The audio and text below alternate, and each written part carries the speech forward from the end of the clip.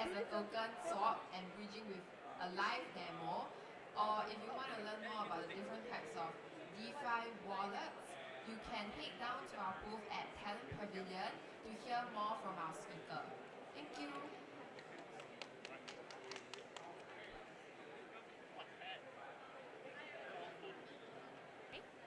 We're good? Okay, good. I hope you all had lunch, so we can all just like use this time to learn more about DeFi and how do we use it. So I myself personally, I went into crypto blockchain back in 2017, and the whole reason was there was this boom in cryptocurrency price.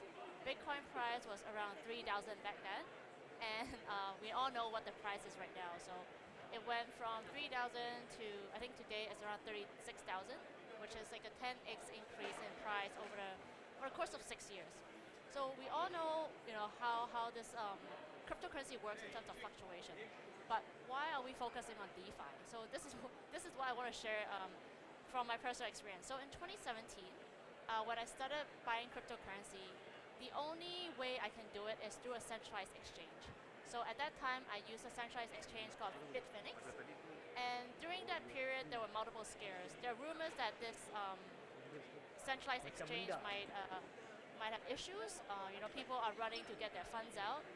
There's also a more recent incident. I think most of you guys would have heard about it. Is FTX, where they went down last year. Actually, also doing SFF. So those are centralized finance. Those are centralized exchanges. If you put your funds there, there's a chance you may not be able to get it out.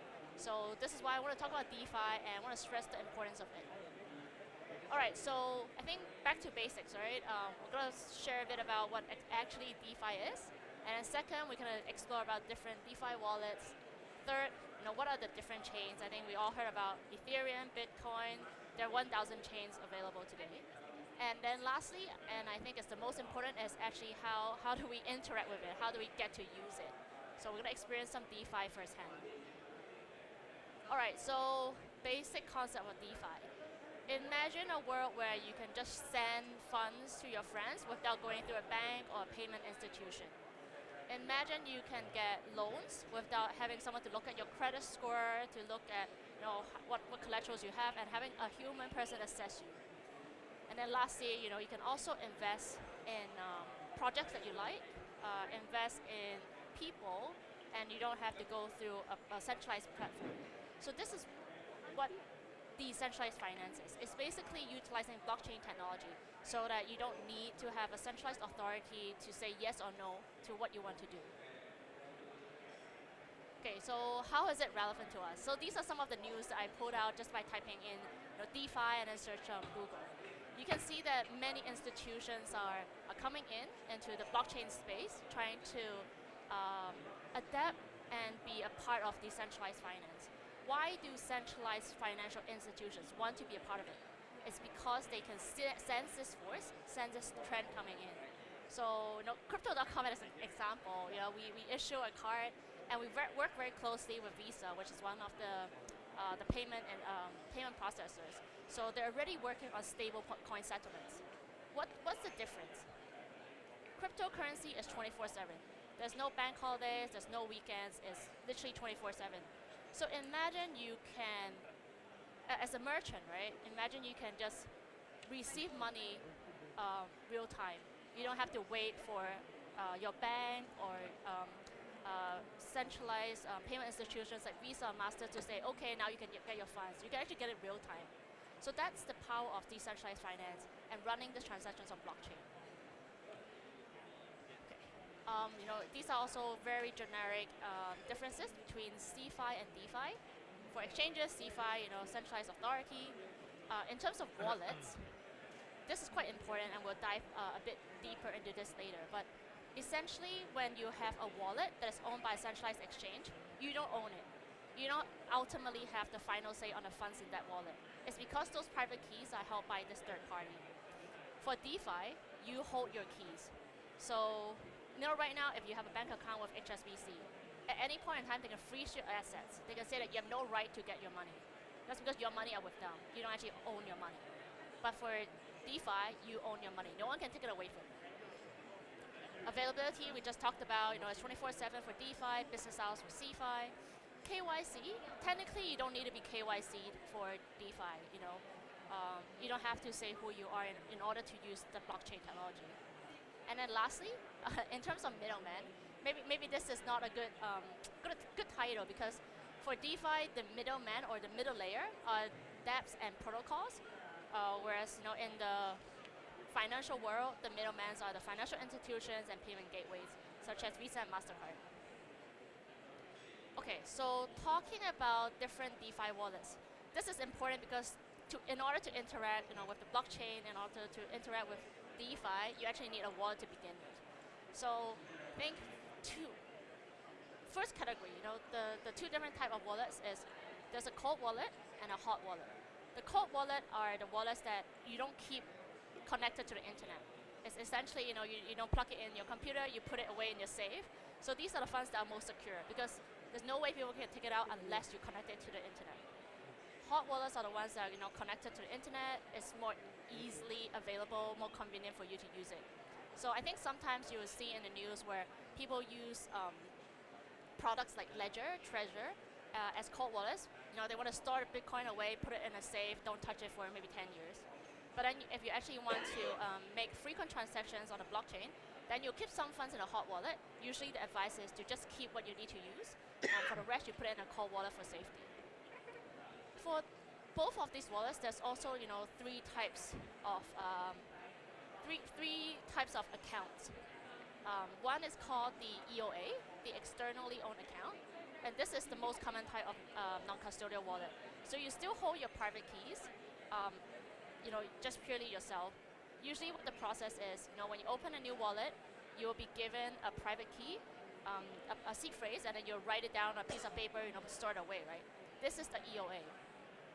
Now, there are more recent developments on these new type of accounts. So one is called the MPC. So the logic is still to generate a private key that's associated with a wallet, but that private key is split into multiple shards, so that you can store into different places. Most commonly is split into 3 shards. So one would be, I'm using, let's say, I'm not going to say the name, right? But I'm using another wallet.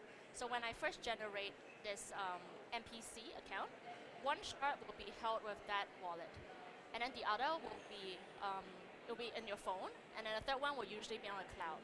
So these 3 pieces of keys, you need them all together in order to perform a transaction.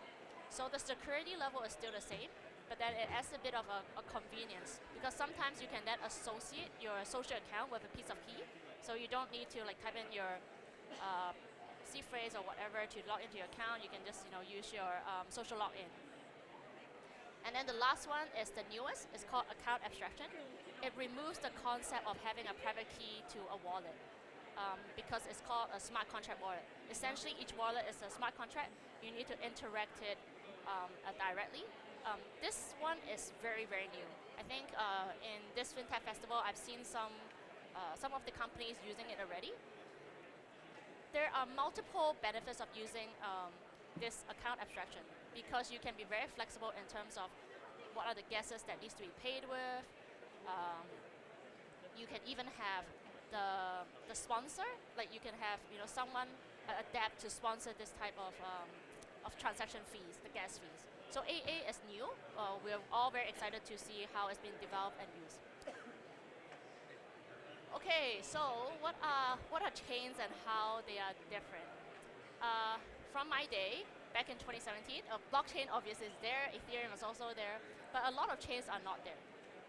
And the reason why I only highlight this few is I kind of want to stress, I believe these are the most popular ones, so I'm going to talk a bit about it. But as you know, there are more than 1,000 blockchains here today. Okay, so let's talk a bit about why they're important and how they're different. Bitcoin, the oldest blockchain, it's still using what we call a proof of work as a consensus mechanism, meaning we need miners to do a complicated mathematical calculation in order to confirm a block on the blockchain. So this is why you always hear miners with Bitcoin. For Ethereum, they actually switch from a proof of work consensus mechanism into a proof of stake. So what this means is there won't be miners required to generate a block and to confirm a block on the blockchain. They need people who stake Ethereum and then to help validate the transactions. Ultimately, it's a more efficient and more scalable solution. So this is why Ethereum switched over to a proof of work consensus. Solana, very well known for its high transaction per second blockchain. They use a proof of history consensus. And I believe, if you are part of this, if you invested in cryptocurrency during the last few years, you will have heard a lot of Solana. A lot of people, have NFTs minted on it. A lot of DeFi protocols are also on Solana. So, this is very popular, and even up to today. Polkadot is a blockchain that aims to connect different blockchains together. So Polkadot, it's also comes up a lot. And then lastly, Kronos is Crypto.com's own blockchain, which is also Ethereum compatible. So these are just a few examples. Again, there are 1,000. I didn't even mention any of the layer 2s. Actually, there will be layer 3 coming out as well. But layer 2 blockchains are the blockchains that will roll up to Ethereum. That's because Ethereum is the blockchain that most people use. There's over 1.6 billion transactions on it in 24 hours. And because so many people use it, the network will get jammed, and then the gas fee will get really, really high. So people will be like, oh no, I can't use Ethereum because it's so costly. So therefore, layer 2 pops up. Layer 2s like Polygon, Arbitrum, Optimism, they all roll up to Ethereum with lower gas fees. Okay, so some of the demos. I realize I don't have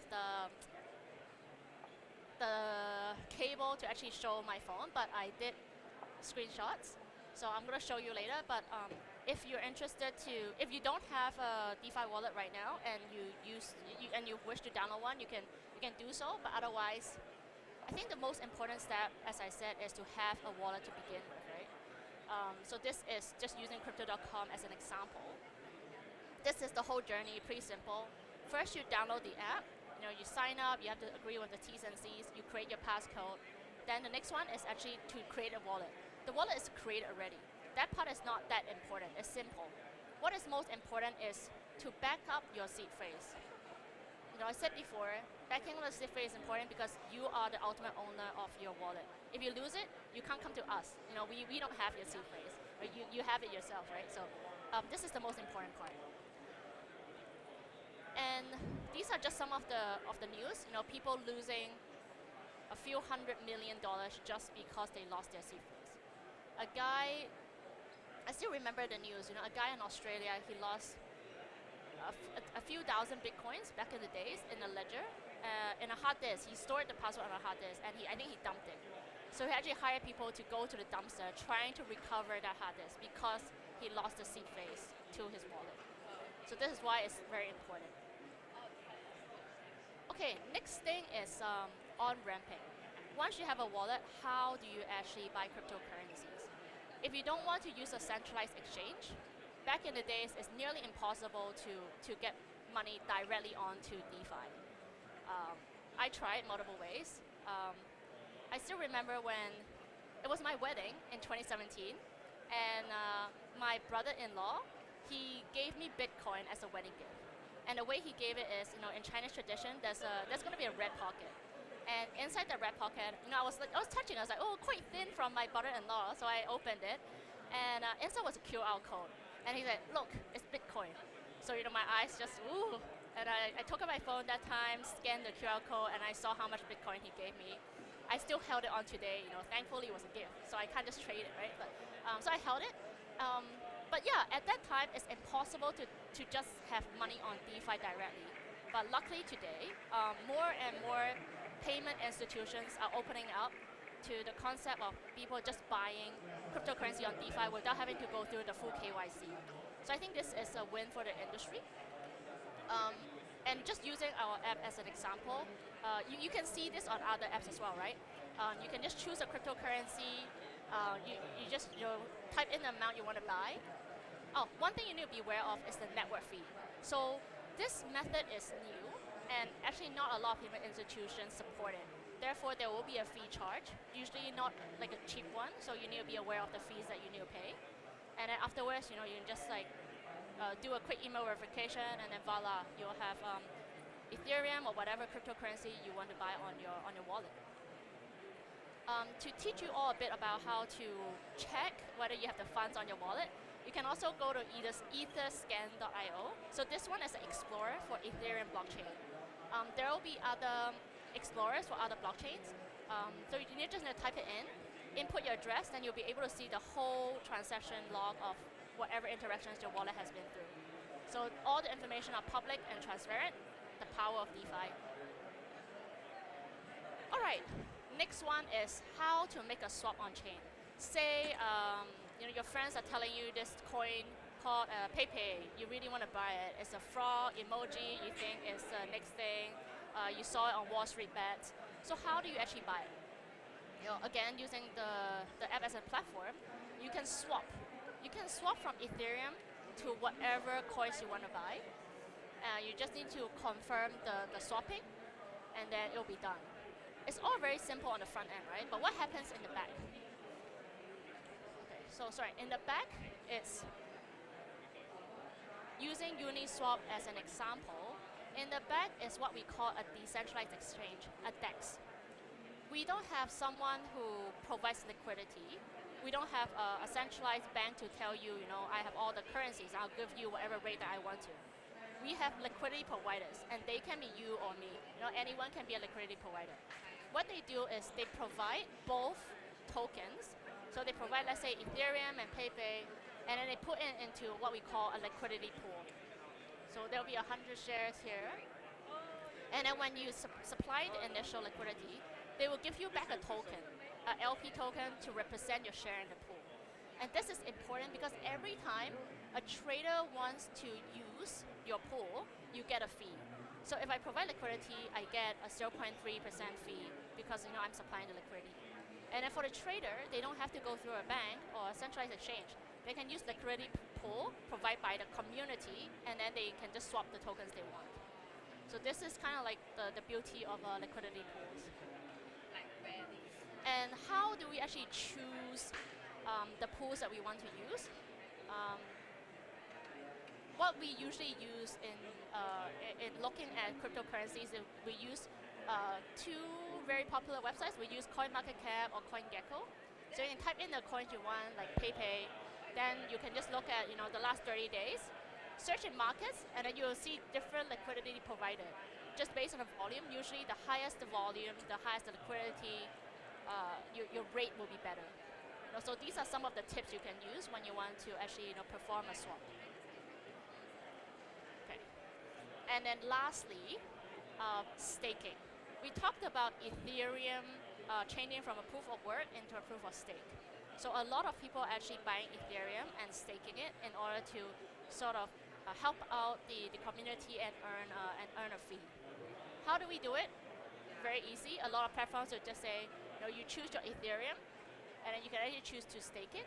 You type in the amount you stake, click a button, and it's done. What you will do, you will start to earn interest on your staked Ethereum. Right now, I think the interest is around 4%, which I think is a healthy rate because you are helping the Ethereum community to validate transactions and whatnot. But yeah, I think those are the 4 most frequent transactions that people ask me about. Like on DeFi, how do I make a swap? How do I start earning interest? How do I actually get money on it? So that are the 4 most common transactions that I see, and therefore I'm sharing it with you guys today. Yeah, that's the end of the presentation. Just want to see if you guys have any questions. Feel free to ask.